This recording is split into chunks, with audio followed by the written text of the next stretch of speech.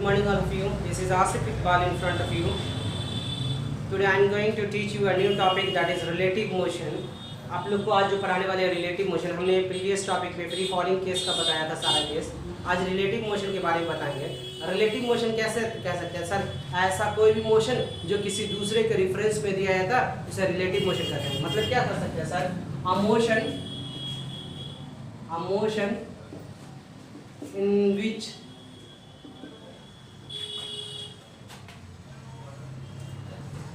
in which we express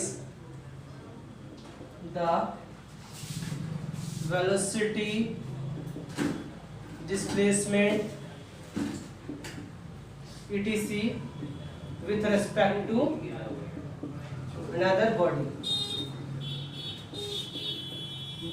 that is another he body को हम लोग कहते हैं रेफरेंस। मतलब क्या हुआ सर? ऐसा मोशन जब किसी के बारे में, वो मोशन जो किसी दूसरे के रेस्पेक्ट में दिया है उसको हम लोग रिलेटिव मोशन कहते हैं। फॉर एग्जांपल कि इसको दिखाते कैसे हैं, तो देखो इसको दिखाते हैं R12। इसका मतलब क्या होता है ये भी सब चीज सब सीखो। इसका मतलब होता है position of one with respect to one का दूसरे के रेस्पेक्ट में हमको पोजीशन सोचना। तो हम लोग क्या बोलते हैं sir? R1 with respect to 2 को ऐसे भी लिख सकते हैं या दूसरे रूप में। सर इसका डायरेक्शन क्या है? ये तो मैग्नीट्यूड हो गया, डायरेक्शन 2 to 1। अगर कहीं पर लिखा हुआ R21 that means R2 minus R1, इसका डायरेक्शन क्या होगा? 1 to 2। सर इसको कैसे साबित करेंगे? सपोज कर लेते हैं हम लोग ऐसे चीज है, इस चीज को कहते हैं पहला बॉडी है। तो मान लेते हैं ये मेरा R1 है, ये मेरा R2 है। गौर से देखिए। अब हमको निकालना क्या है?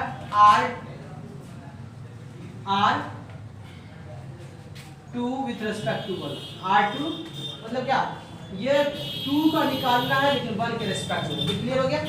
सर आपने जो ये फॉर्मूला लिखा है कैसे लिखे? तो सर देखिए ट्रायंगल लॉ लगाते हैं, अप्लाइंग ट्रायंगल लॉ। क्या चीज? Applying triangle law. Triangle law कैसे निकाल सकते हैं सर? R1 और इसी के डायरेक्शन क्या? प्लस R21 और उसके अपोजिट में क्या? R2 is equal to 0। R21 is equal to क्या हुआ? R2 minus R1। इसी चीज को तो आपने लोग बात किए थे। अब इसके बाद जब इस चीज को सीख लिए सर इसका एक्चुअल मीनिंग क्या होता है? अगर मान लीजिए कि आप ये चीज है, अगर ये पोजीशन है, अगर हम लोग डिस्प्लेसमेंट लिख दिए, वेलोसिटी के बारे में निकालना चाहते हैं तो हम लोग क्या करते हैं? डिफरेंशिएटिंग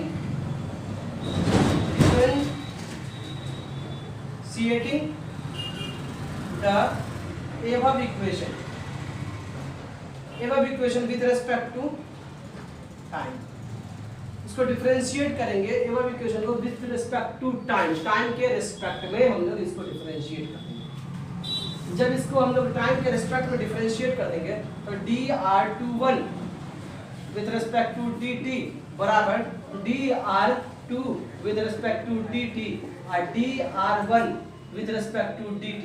इसको क्या बोला जा सकता है सर? पहला का वेलोसिटी दैट मींस v1, इसको क्या बोला जा सकता है? v2। सर इसको क्या बोला जा सकता है? v21। क्लियर कट हो रहा? अगर हम लोग इससे आगे बढ़ते तो v2 माइनस v1। आई होप कि आपको समझ में आए। सिमिलरली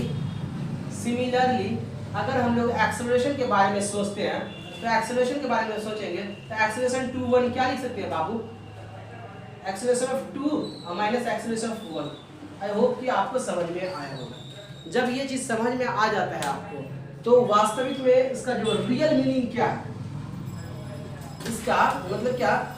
R21 का रियल मीनिंग क्या है? तो कहते हैं क्या? Distance position of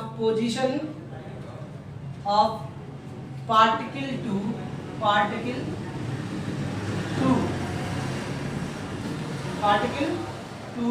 measure from 1। इसका यही मीनिंग होता है। तो इसका माने क्या हुआ? सपोज करो कि ये 2 है मेरा और ये मेरा 1 है। सर यहाँ से यहाँ को हम लोग R2 बोल सकते हैं, यहाँ से यहाँ का हम लोग R1 लिख सकते हैं।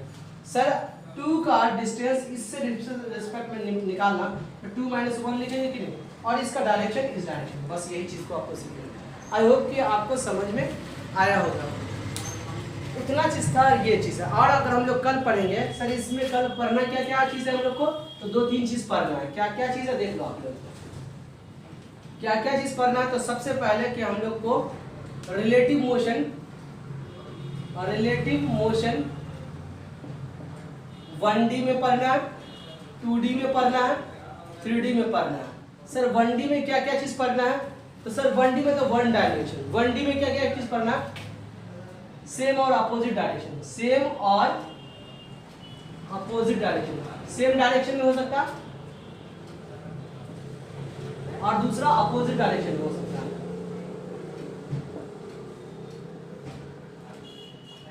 और 2D में भी 2 चीज पढ़ना है, एक तो रेन प्रॉब्लम पढ़ना है,